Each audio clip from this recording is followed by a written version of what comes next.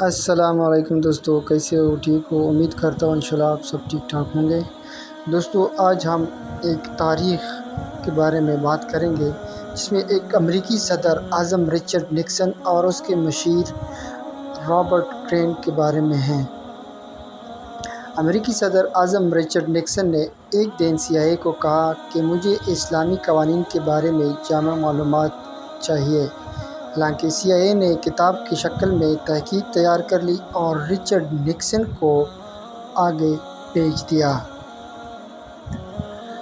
Richard نے تحقیقی کتابچہ اپنے مشاور یعنی مشیر رابرٹ کرین کو نچوڑ کرنے کے لیے بھیج دیا۔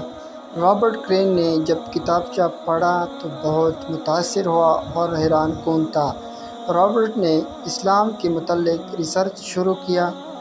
ریسرچ اور کتاب پڑھنے کے بعد رابرٹ کرین نے اسلام قبول کیا اور اپنا نام بھی مکمل چینج کیا اور اپنا نام فاروق رکھ دیا۔ رابرٹ نے 1981 میں اسلام قبول کیا اور اسلام قبول کرنے کا سبب یہی اسلامک ریسرچ بنا۔ ہارورڈ اس کا سبب کچھ اس طرح بیان کرتے ہیں کہ میں نے 3 سال ہارورڈ یونیورسٹی میں قانون پڑھا۔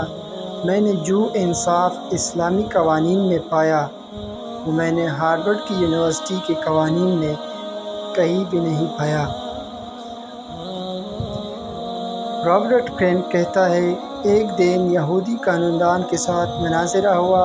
اس نے اسلام کے بارے میں نازیبا الفاظ استعمال کیے۔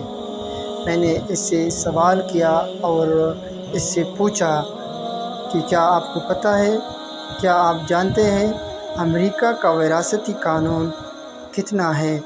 اس نے جواب دیا کہ 8 جلد۔ میں نے اس کو کہا کہ میں آپ کو ایک ایسی وراثتی قانون پیش کرتا ہوں جو 10 لکیروں پر مشتمل ہے۔ اس نے کہا، یہ ناممکن ہے کہ اتنا زیادہ قوانین 10 لکیروں میں آ جائے۔ میں نے اس سے قرآن کریم کی وراثت کی آیاتیں پیش کی اور اس کی تفصیل بھی اس کو بتا دیا۔ چند دن بعد یہودی پروفیسر میرے پاس آ گئے اور کہا، یہ انسانی دماغ کے لیے ایک ناممکن سی بات ہے کہ اتنی جامع قوانین کو اتنے انحصار اور انصاف کے ساتھ پیش کیا۔ یہودی قانون دان بھی مسلمان ہوا۔ یہ رابرٹ کرین یعنی فاروق 92 سال کی عمر میں 2021 میں وفات پایا۔ تو دوستو ویڈیو کیسی لگی؟ مزید ایسی ویڈیو دیکھنے کے لیے ہمارے چینل کو سبسکرائب کیجیے، اور اگر دوستو ویڈیو اچھی لگی ہو تو ہمارے سپورٹ کے لیے لائک اور شیئر کیجیے۔ شکریہ۔